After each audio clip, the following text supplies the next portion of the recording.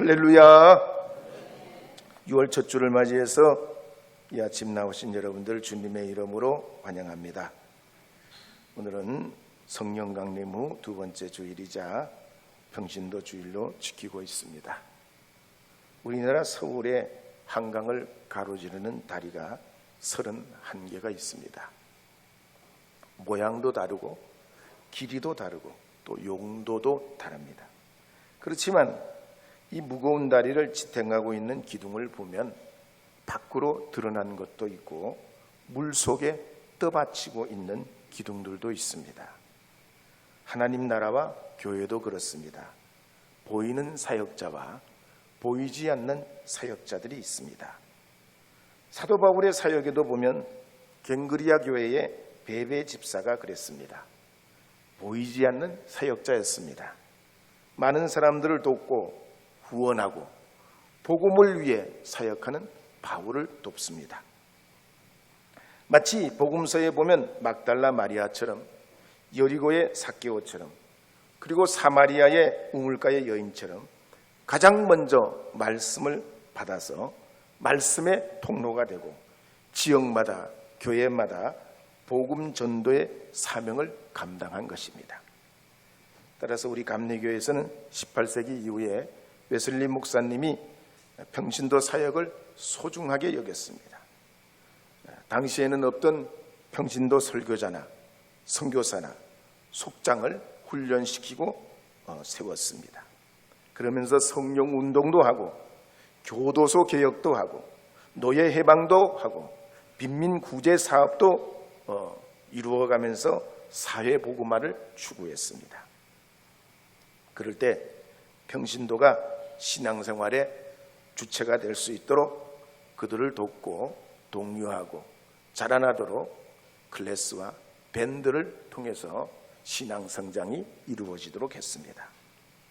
우리 한국감리교회도 마찬가지입니다. 1979년부터 평신도 주일을 제정해서 지역과 사회와 하나님 나라를 위해 복음 일념으로 협력해 오고 있습니다.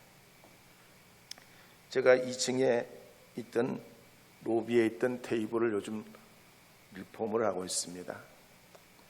대패질을 하고 깎고 메우고 다듬고 있는데 이제는 속이 다 들여다 보입니다. 보니까 나무 수정이 소나무예요. 연세가 83세입니다. 연세가. 가장 한가운데 제목이더라고요. 가장 좋은 건 아닐 수도 있지만 어쨌든 연세가 높습니다. 사람들이 쓸 수 있는 제목이 된 거지요. 우리 교회도 그렇습니다.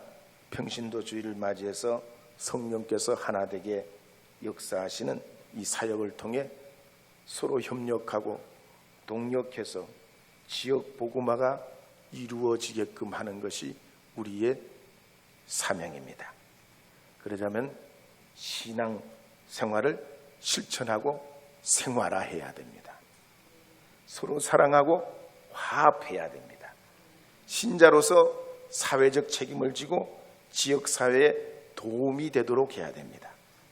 교회가 영적 센터가 되기 위해서 환경과 다음 세대와 실버 세대와 다문화 1인 가정 이런 우리 사회가 중요하게 여기고 또 서로 연결되어 네트워크가 필요한 곳곳에 교회가 소통하기도 하고 그들을 환대하기도 하고 구심점 역할을 하기도 하고 그래서 교회가 교회로서의 역할을 자리매김해 나가야 합니다. 그런 의미에서 저는 오늘 로마서 4장 13절에서 25절 말씀을 중심으로 온전한 믿음이라는 제목으로 하나님 말씀을 증거하려고 합니다. 로마서 4장 13절 14절 말씀 함께 읽어보도록 하겠습니다. 아브라함이나 그 후손에게 세상의 상속자가 되리라고 하신 언약은 율법으로 말미암은 것이 아니요 오직 믿음의 의로 말미암은 것이니라. 만일 율법에 속한 자들이 상속자이면 믿음은 헛것이 되고 약속은 파기되었느니라. 성경시대는 신분과 재산을 이어받는 상속자가 있었습니다. 부모로부터 이어받을 수도 있고 지파나 부족이나 나라를 통해서도 상속받을 수 있었습니다. 그런데 성경에 보면 이런 일반적인 상속 말고 하나님을 믿는 믿음으로 받는 상속이 있습니다. 곧 영생과 구원의 은혜입니다. 근데 그 바로 이 상속 1호가 누구냐? 아브라함이에요. 하나님은 이 아브라함을 그래서 택하시고 하나님 나라의 영원한 상속자가 되길 원하셨습니다. 그리고 이와 같은 이 아브라함의 영적 상속은 아브라함에게만 머무는 것이 아니라 후세들을 통해서 믿음으로 얻고 누리고 더 풍성한 열매를 맺길 원하셨습니다. 그래서 아브라함의 자손을 보면 두 종류가 있습니다. 한 종류는 땅의 모래알처럼 번성한 육신의 후손입니다. 또 다른 한 종류는 하늘의 별과 같이 번성한 영적 후손입니다. 이러고 보면 저나 여러분은 아브라함의 자손이고 육적 후손은 아니지만 영적 후손입니다. 그렇다면 하나님이 이 아브라함의 영적 후손들에게 주시는 믿음의 특징은 무엇일까요?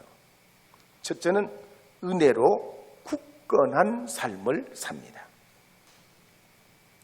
과학계 저널리스트고 사이언스 전문기자이고 라틴 아메리카의 특파원으로 있는 리지 웨이드가 쓴 아포칼립스라는 책에 보면 인류 역사 가운데 수많은 문명이 왔다가 사라지고 왔다가 사라집니다. 그러면서 새로운 역사를 쓰고 있다는 거예요. 이런 역사의식을 뭐라고 하는 거니? 진화론적 역사관이라고 합니다. 그러니까 역사의 흥망성쇠를 통해서 낙관적으로 세상을 보면서 불필요한 것들은 있다가 사라지지만 가치 있고 더 나은 건 살아남아서 점점 더 나은 세상을 만들어가게 된다는 겁니다. 진보적인 사관이지요. 그래서 경쟁도 필요하고 변화도 필요하다고 봅니다. 그렇지만 성경에 보면 이와 같은 이 진보적 사관과 또 다른 우리에게 보여주는 영원히 사라지지 않는 하나의 중요한 줄기를 말씀하고 있습니다. 그것은 예수 그리스도를 통해 얻는 믿음의 의입니다.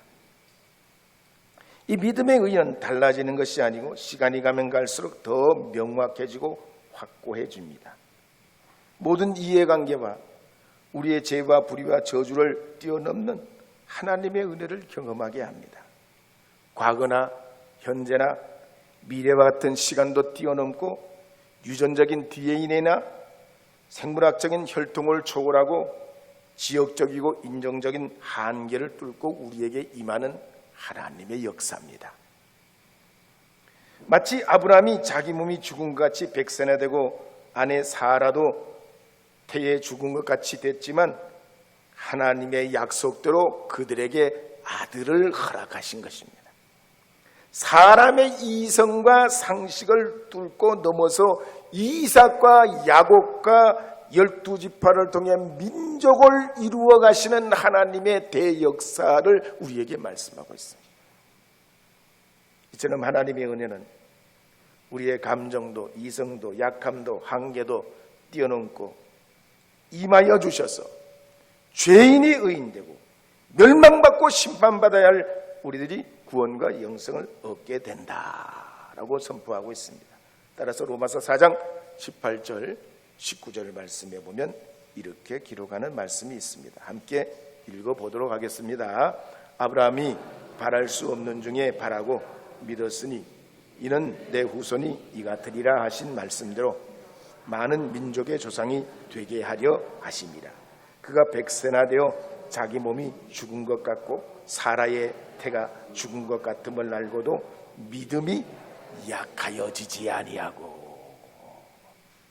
아브라함의 나이가 100세가 되고 사라가 90세나 돼서 생물학적으로는 자녀를 잉태할 수 없는 불가능의 상태에 있었지만 이 아브라함이 하나님을 믿을 때에 약해지지 아니했다고 그랬어요.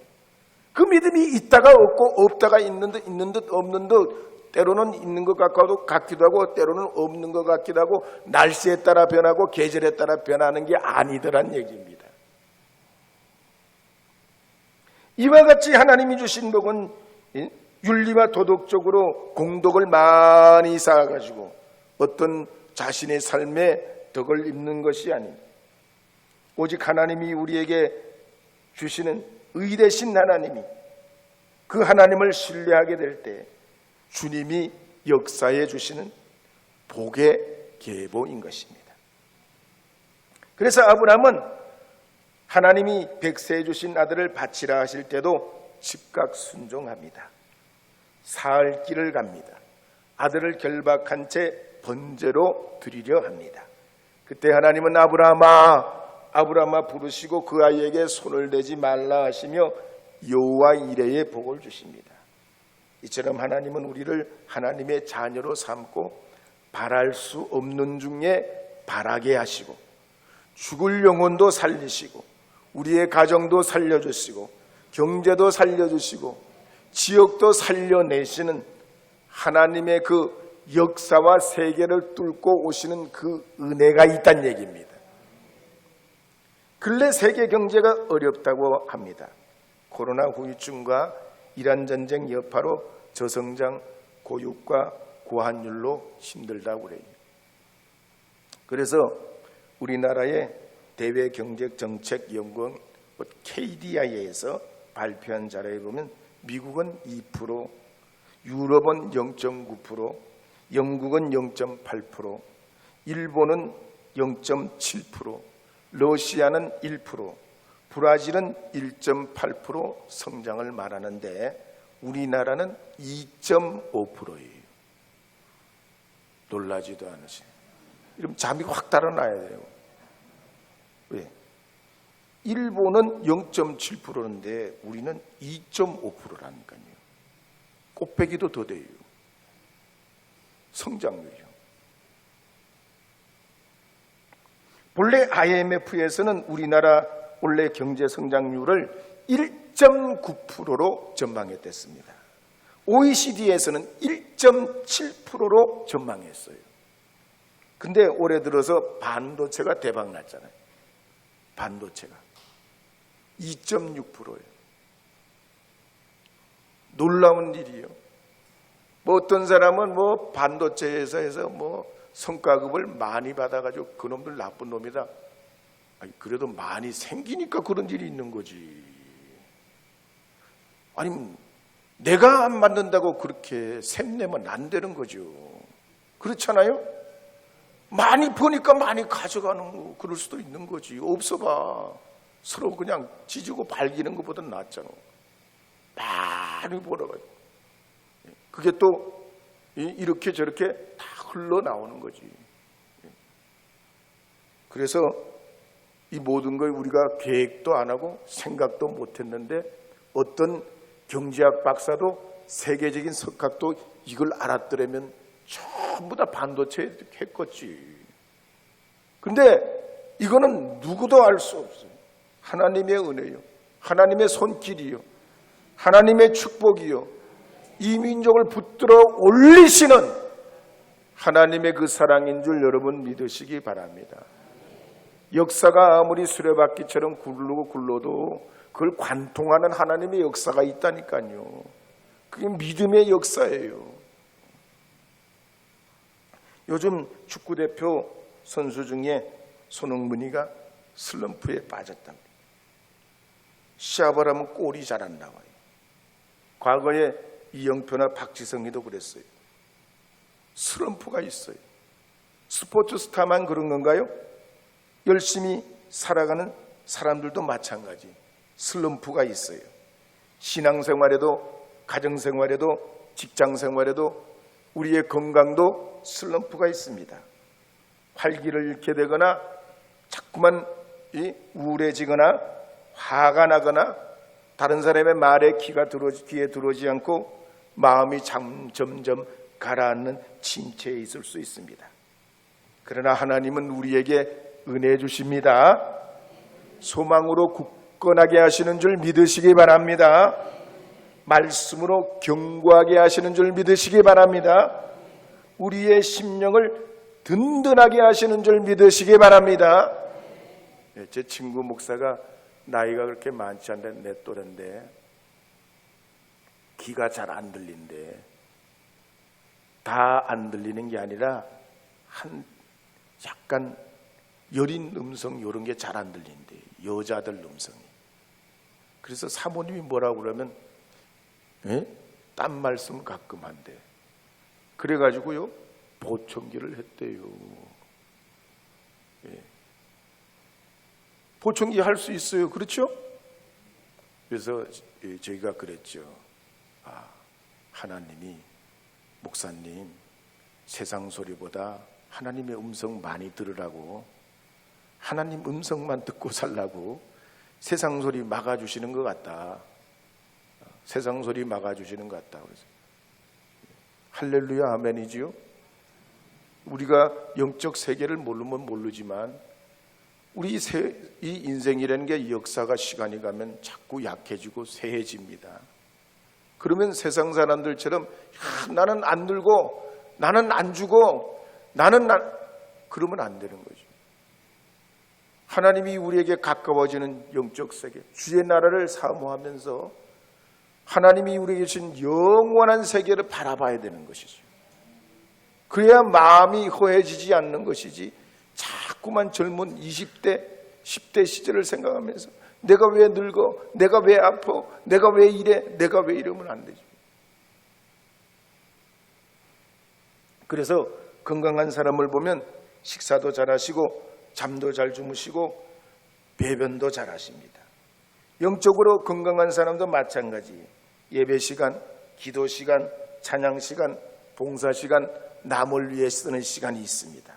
생활 리듬이 다 늘 그대로 움직여요. 변함없어요.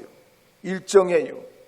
하나님이 우리에게 주신 그 은혜와 그 사랑을 주님 안에서 누리고 성도들과 함께 나누어가는 삶이 있습니다. 왜? 하나님의 은혜는 항상 일양하시기 때문이에요. 물 붓듯 하시기 때문인 줄 믿으시기 바랍니다. 올해도 절반이 지나가는 달입니다. 여러분, 하나님이 여러분의 삶에 은혜 부어주시도록 사모하시기 바랍니다. 여러분의 가정에도 또 뜻하시는 일에도 주님의 은혜가 충만하시기를, 하나님이 여러분에게 부어주시는 영적 삶의 은혜가 넘치기를 사모하시기를 축복합니다. 두 번째로 오늘 말씀해 보면 아브라함의 영적 후손들은 그 믿음의 특징이 의심치 않는다. 견고해진다 그랬어요. 그래서 로마서 4장 20절에 보면 이렇게 기록하는 말씀이 있습니다. 함께 읽어보겠습니다. 믿음이 없어 하나님의 약속을 의심하지 않고 믿음으로 견고하여져서 하나님께 영광을 돌리며. 구약 성경의 여호수아 시대에 보면 여리고성에 살던 기생 라합의 이야기가 나옵니다. 라합은 좋은 부모님, 좋은 환경에서 살던 사람이 아닙니다. 귀하고 특별했던 사람도 아니고 요즘으로 말하면 참 어려운 환경, 스펙도 없는 그런 사람이었습니다. 특히 당시 사회는 남성 중심 사회였기 때문에 보잘것없는 여자로 몸을 팔아서 하루를 사는 장녀였습니다. 그런데 이 라합이 하나님을 만났어요. 하나님을 알게 됐습니다. 생각이 달라지게 됐어요. 여리고성의 모든 사람과는 다른 역행의 삶을 삽니다. 하나님 알면 세상을 거스르게 돼요. 결국 이 라합이 어떡합니까? 이스라엘 정탐꾼을 도와주고 여리고성이 함락될 때 온 가족이 구원을 받습니다. 그리고는 살몬이라는 남자를 만나 결혼해서 보아스라는 아들을 낳습니다. 그리고 보아스는 룻과 결혼해서 오벳을 낳고 오벳은 다윗의 할아버지가 됩니다. 제가 유튜브에서 강남 대치동에 사는 학부모들이 인터뷰하는 장면을 몇 번 봤습니다. 강남 대치동에 사는 자녀들은 유치원 때부터 영어 학원을 보내더라고요. 한 달에 교육비가 300~400 든대요. 초등학교, 중학교, 고등학교를 가면 한 달에 학원비가 400~500씩 1인당 드는데 아이가 둘이면 교육비가 1000만 원 정도 든답니다. 부모도 배울 만큼 배우고 다 전문직 출신이고 또 재력 있고 교양 있는 분들이라고 그래요. 근데 기생라합은 이기에 비하면 진짜 아니잖아요. 단순 비교해 보면 그래요. 라합은 희망이 없어요. 그러나 라합이 이 성경의 역사에서는 주도적인 인물이 돼요. 주류가 돼요. 왜? 하나님이 함께 계시기 때문에 그래요. 하나님이 잘 되게 하시기 때문에 그래요. 하나님이 인생을 바꾸어 주시기 때문에 믿어 의심치 않았다는 거예요. 오늘 우리도 그렇습니다. 우리가 믿음으로 살아야 하는 이유가 여기에 있습니다. 우리의 영적 자질이나 우리의 배경이나 탁월함에 그 상관없이 하나님은 하나님의 일을 행하신단 말이에요. 그래서 히브리서 11장에 보면 아벨이나 에녹이나 노아나 아브라함이나 이삭이나 야곱이나 사라나 모세나 기드온이나 바락이나 삼손이나 입단이나 다윗이나 사무엘이나 이 모든 사람들의 공통점은 뭐냐면 하나님의 약속을 의심치 않았다는 얘기예요. 믿음으로 담대히 이루실 줄 믿었다는 얘기입니다. 그래서 우리 함께 인사해 보시죠. 하나님이 하신답니다. 하나님이 이루십니다. 하나님이 되게 하십니다. 할렐루야. 그렇죠. 우리가 디딤돌 삼는 이유가 뭡니까? 하나님이 하시니까 우리의 의지요 반석이요 요새로 삼고 살아가는 거죠. 하나님이 행하셔요. 시대와 상관없이 우리의 고난과 건강과도 상관없이 환경과 조건과도 상관없이 하나님은 하나님의 일을 하십니다. 성공과 실패를 떠나고 우리의 경제적인 사회적인 여건과 우리의 모든 재반 조건과도 상관없이 하나님은 하나님의 일을 행하신다는 얘기예요. 그래서 아브라함과 이삭과 야곱의 자손들은 이방인이라고 따돌림 당하고 모세와 여호수아는 훈련되지 않는 백성들과 함께 전투를 치러야 했지만 그들이 지지 않았어요. 지지 않았습니다. 사사들도 마찬가지에 이웃민족들의 침략을 끊임없이 당했지만 또 다윗을 비롯한 이스라엘 백성들이 시시때때로 평화의 위협을 받았지만 그들은 결국 무너지지 않고 승리했습니다. 그래서 시편 108편 1, 2절 말씀에 보면 이렇게 기록하는 말씀이 나옵니다. 함께 읽어보겠습니다. 하나님이여 내 마음을 정하여 싸우니 내가 노래하며 나의 마음을 다하여 찬양하리로다. 비파야 수구마 깰지어다 내가 새벽을 깨우리로다. 그래서 다윗은 하나님 앞에 마음을 확고하게 흔들리지 않게 반석과 같이 성벽과 같이 주님 앞에 마음 먹고 살아간다고 그랬습니다. 누가 뭐라고 해도 두려워하지 않고 염려 근심이 온다고 해도 빠지지 않고 온 천하 만민 가운데 하나님을 찬양하고 높이기로 마음먹었다는 얘기예요. 이런 마음이 믿음이에요. 이런 마음이 하나님이 기뻐하시는 믿음이에요. 사실 새벽이라는 건 누가 깨우지 않아도 때가 되면 저절로 오지만 다윗은 비파야 수구마 깰지어다 내가 새벽을 깨우리로다 그랬어요. 아니, 새벽을 사람이 깨워요? 이 자연 질서에 뭐 가만히 있어도 순리대로 새벽이 오고 밤이 오게 돼 있는데 왜 새벽을 깨운단 말이에요? 근데 이 말씀의 의미는 그렇습니다. 다윗은 가만히 앉아서 내가 믿음의 사람으로 새벽이 오기를 기다리지 않는다는 얘기예요. 안일한 인생을 살지 않겠다는 거예요. 하나님을 내 마음에 믿기로 확정하고 내가 가만히 있지 않겠다는 얘기예요. 적어도 새벽이 오기 전에 마음을 확정하고 주님의 이름으로 나서겠다는 얘기예요. 오늘 이 하루, 한 주간, 한 달, 또 1년을 살아가시는 여러분, 여러분의 삶에도 이와 같은 확고한 믿음, 온전한 믿음, 약해지지 않는 믿음, 변치 않는 믿음으로 무더위도 이겨내시고 여러분의 과제도 훌륭하게 마감하실 수 있기를 바라고, 주님이 여러분에게 맡겨주신 가정과 삶과 일터에서 위대한 믿음의 승리자들 되기를 바랍니다. 여러분이 그런 의미에서 한 발자국 앞서 나가는 분들이 되기를 바랍니다.